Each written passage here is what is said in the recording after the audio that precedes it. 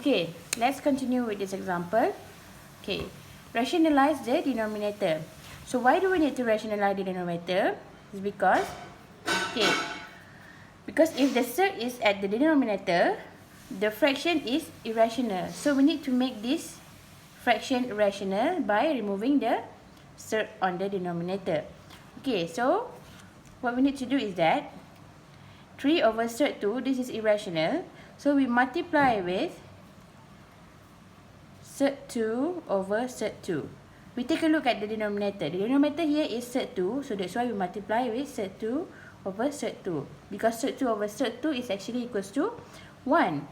Okay, so we multiply the same way that we did for fraction. So 3 times surd 2 over surd 2 times surd 2 is actually equals to, take a look at this property. Surd 2 times surd 2, you will get back 2.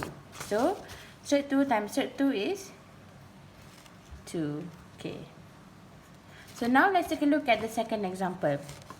Okay, this is a bit different. 2 plus surd 3 over 2 minus surd 3. So, now, we don't want the surd to be here. Okay? We don't want the denominator. If the fraction is like this, it is irrational. So, what we need to do is, we conjugate surd. Okay, we conjugate the surd. Okay, so conjugate mean that you multiply this one. Take a look at this one. This is important. If this one is 2 minus surd 3, so here, okay, I write it here. Conjugate the surd. Okay, so if this one is 2 minus surd 3, so you need to multiply with. If this one minus, so you copy this one, 2 plus surd 3, and same goes here, 2 plus surd 3, okay? Because 2 plus surd 3 over 2 plus surd 3 is actually 1, so you get this one back, okay? So if here is positive, here should be negative, okay? So, now let's multiply these two, okay? So, 2 plus surd 3 times 2 plus surd 3 over 2 minus surd 3 times 2 plus surd 3.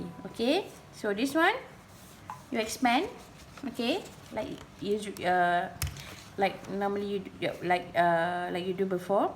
So you multiply this one with this one, and then this one with this one, and then you multiply this one with this one, and then this one with this one. Okay, so we will get 2 times 2 is 4. 4 plus 2 surd 3, and then plus 2 surd 3, and then plus 3 surd 3 times surd 3. Surd 3 times surd 3. Okay, over this one. Okay, there is more faster way. If you still remember, you can do it like this. This one. If you have a plus b times a minus b, sorry, I will write it again here. Wait. Okay, if you have a plus b times a minus b, you actually can write it as a squared minus b squared. You can check it by expand this one. So you get a squared minus b squared. Okay. So if you don't comfortable of using this method, you can just multiply it the same way you did before. Okay. Okay. So now your a is here, and then this is your b. So a squared is 2 times 2. So you get 4. B squared is surd 2 times surd 3. Surd 3 times surd 3 is surd 3 times surd 3 is 3. Okay, so now if we can simplify, so 4 here, 2 surd 3 plus 2 surd 3, you can use this property.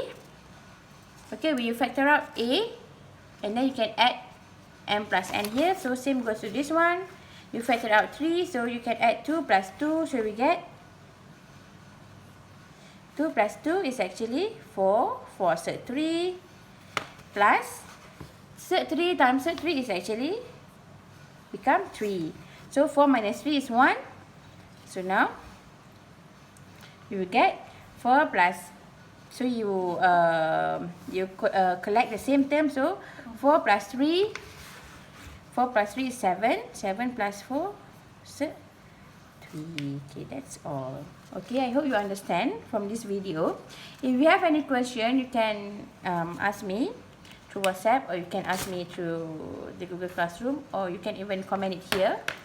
Okay, that's all. Thank you.